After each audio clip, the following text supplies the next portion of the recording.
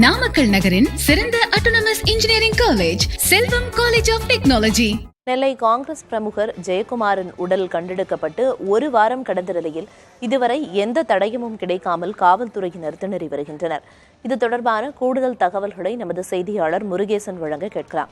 முருகேசன், இந்த சம்பவம் நடந்த உடனேயே கிட்டத்தட்ட தனிப்படை அமைக்கப்பட்டு இந்த விசாரணையானது தொடங்குச்சு. கிட்டத்தட்ட ஒரு வாரம் ஆயிடுச்சு, இன்னும் எந்த தடயமும் கிடைக்கப்படலை அப்படின்னு சொல்லப்படுது. காவல்துறையினரோட விசாரணையில என்னென்ன விஷயங்கள் சவால்களா இருக்கிறதா சொல்லப்படுது, விவரம்?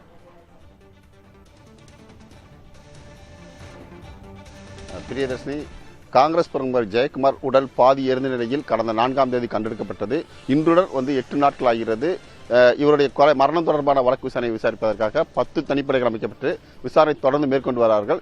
இதுவரைக்கும் அதற்கான தடயங்கள், அதாவது கொலை குற்றவாளி யார், முதலில் தற்கொலையா கொலையா என்ற ரீதியில் விசாரணை நடைபெற்று வந்த நிலையில் கொலை என்ற நிலைக்கு போதுமான ஆதாரங்கள் கிடைத்தது. வீடியோ ஆதாரங்கள், அவர் கைகால் மற்றும் கழுத்து வரை கம்பிகள் சுட்டப்பட்டு இருந்த நிலையில் இது கொலைதான் என்று முடிவுக்கு வந்தனர். ஆனால் அதன் பிறகு இந்த கொலை செய்தது யார் என்பதற்கான போதுமான ஆதாரங்கள் கிடைக்காமல் திணறி வருகிறார்கள். பின்பு இந்த கம்பியால் கட்டப்பட்டு கொலை செய்யப்பட்ட விதத்தை பார்த்தால் இது கூலிப்படைதான் செய்திருப்பார்கள் என்றும் முடிவுக்கு வந்தனர். ஆனால் அந்த கொலை செய்ய ஏவிவிட்டது யார், எந்த கூலிப்படை சேர்ந்தவர்கள் என்பதற்கான போதுமான ஆதாரங்களை கிடைக்காமல் காவல்துறையினர் திணறுகிறார்கள். குறிப்பாக தமிழக காவல்துறையில் டெக்னிக்கலான குற்றங்கள் அதிகரித்து வருகிறது. கொலை போன்ற விஷயங்களில் தடயங்கள் போதுமாக கிடைக்காத நிலையில் போலீசார் திணறி வருகிறார்கள். அதே போன்றுதான் தற்போது ஜெயக்குமார் வழக்கிலும் போதுமான தடயங்கள் இல்லாத ஒரு சூழலில் தவித்து வருகிறார்கள். குறிப்பாக அவருடைய மாயமான செல்போன் மற்றும் அவர் கடைசியாக வாங்கிய டார்ச் எங்கே சென்றது என்றும் தெரியவில்லை. பாதி எரிந்த நிலையில் அவர் உடல் மீட்கப்பட்டதால் போஸ்ட்மார்டம் ரிப்போர்ட்டிலும் போதுமான அளவுக்கான ஆதாரம் கிடைக்கல. எனவே அங்கிருந்து மேல் ஆய்வுக்காக அவருடைய எலும்பு துண்டுகள் எடுத்து சென்னைக்கு அனுப்பப்பட்டுள்ளது. குறிப்பாக மதுரை, சென்னை, கோவை, நெல்லை, விழுப்புரம், தஞ்சாவூர் உள்ளிட்ட மாவட்டங்களில் தடய ஆய்வத்தில் இருக்கிறது. ஆனால் இங்கெல்லாம் சூப்பர் ஸ்பெஷாலிட்டி ஆய்வகங்கள் இல்லை என்றே கூறப்படுகிறது. ஏனென்றால் இங்கு ஒரு எரிக்கப்பட்ட அல்லது புதைக்கப்பட்ட ஒரு எலும்பு துண்டில் ஆய்வுக்கு உட்படப்பட்ட ஆனா பெண்ணா அல்லது விலங்குகள் எலும்பா என்று கண்டறியப்படுவதற்கும் DNA சோதனை செய்வதற்கும் போதுமான வசதிகள் இங்கு இல்லாத நிலையில் அது மதுரைக்கோ அல்லது சென்னைக்கு அனுப்பப்படுகிறது.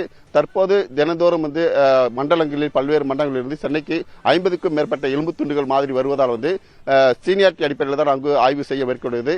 இதனால் கடந்த ஒரு வாரமாகியும் இவருடைய எலும்பு துண்டு ஆய்வுக்கு உட்பட்ட சென்னைக்கு அனுப்பப்பட்ட நிலையில் இதுக்கு வரைக்கும் DNA முடிவு வரவில்லை. இதுபோன்று பல்வேறு காரணங்களால் தடயத்துறையிலும் போதுமான வசதிகள் இல்லாத ஒரு சூழலையும் போலீசாருக்கு ஒரு உறுதியான தடயங்கள் கிடைக்காத ஒரு நிலையில் தற்போது இந்த வழக்கு விசாரணையில் ஒரு பின்னடைவு ஏற்பட்டது.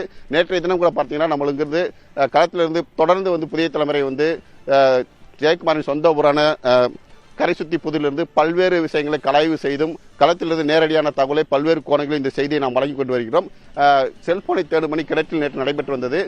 செல்போன் மூலமாக ஏதாவது ஆதாயங்கள் கிடைக்கும், தடயங்கள் கிடைக்கும் என்ற ரீதியிலும் புதிய தடயங்கள் கிடைக்கும் ரீதியிலும் நேற்றைய தினம் கிணற்றில் 85 ஆழத்தில் உள்ள கிணற்றில் 25 அடி தண்ணீரை வெளியேற்றி செல்போனை தேடும் பணி கிடைத்தது. ஒரு கத்தி, ஒரு டப்பா தான் கிடைத்தது. அந்த கத்தியும் பல நாட்கள் தண்ணீரில் ஊறி கிடந்த ஒரு கத்தி என்று தெரிய வந்தது. இந்நிலையில் போதுமான ஆதாய தடயங்கள் எதுவும் கிடைக்காத நிலையில் தற்போது கிணற்றில் ஏற்கனவே இறக்கப்பட்ட 2 மின் மோட்டார்களை மேலே எடுக்கும் பணியில் தற்போது இங்குள்ள பணியாளர்கள் ஈடுபட்டுள்ளார்கள். எனவே பல்வேறு இடங்களில் காவல்துறை சுற்றி வந்தாலும் தடயங்கள் கிடைக்காத ஒரு சூழ்நிலை தான் இருக்கிறது.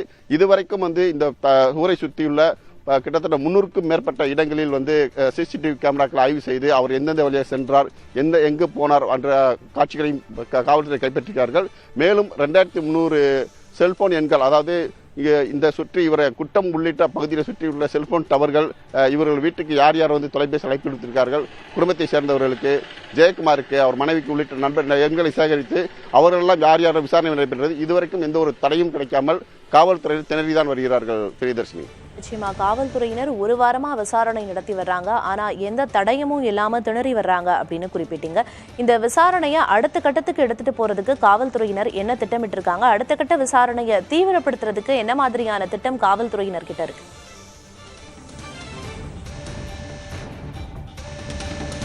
ஜெயக்குமாரின் கொலையை பலர் அதிகமாக எல்லாரும் கடந்த 12 ஆண்டுகளுக்கு முன் திருச்சி நடைபெற்ற ராமஜெயம் கொலை வழக்கோடு தான் ஒப்பிட்டு பார்க்கிறார்கள். ஏனால் அதே மாதிரியான ஸ்டைலில் தான் இந்த கொலையும் செய்யப்பட்டிருக்கிறது. கைகள் கட்டப்பட்டு வாயில் பாத்திரங்கள் தைக்கும் பிரஷ் மேலம் உள்ள திரிக்கப்பட்டிருக்கிறது. ராமஜெயம் கொலையில் அவருடைய வாயில் துணி தைக்கப்பட்டிருந்தது. அவர் எரிக்கப்படவில்லை, இவர் எரிக்கப்பட்டார். இதுதான் வேறுபாடு தவிர மற்ற 2 கொலைக்கும் ஒரு வித்தியாசம் கிடையாது. ஒரு வித்தியாசம் தவிர அதே மாதிரியாக தான் நடக்கிறது. எனவே தடயங்கள் போதுமான தடயங்கள் ஆதாரங்கள் இல்லாமல் வந்து 12 ஆண்டுகளாக ராமஜெயம் கொலை வழக்கு நீடித்து வர சொல்கிறீர்கள். கடந்த 8 நாட்களும் இந்த இதே போன்ற நிலை தான் இருக்கிறது. எனவே இந்த வழக்கு விசாரணை கூடிய சீக்கிரம் வந்து சிபிசிஐடிக்கு மாற்றுவதற்கான வாய்ப்பும் அதிகரித்திருக்கிறது. பிரியதர்ஷினி, நிச்சயமா ஒரு வார காலமாகியும் தடயம் கிடைக்கல. இந்த வழக்கு விசாரணை தற்போது எந்த நிலையில இருக்கு அப்படிங்கிற விவரங்களை சொன்னீங்க. களத்திலிருந்து விவரங்களை வழங்கியதற்கு நன்றி முருகேசன். நாமக்கல் நகரின் சிறந்த autonomous engineering college Selvam college of technology.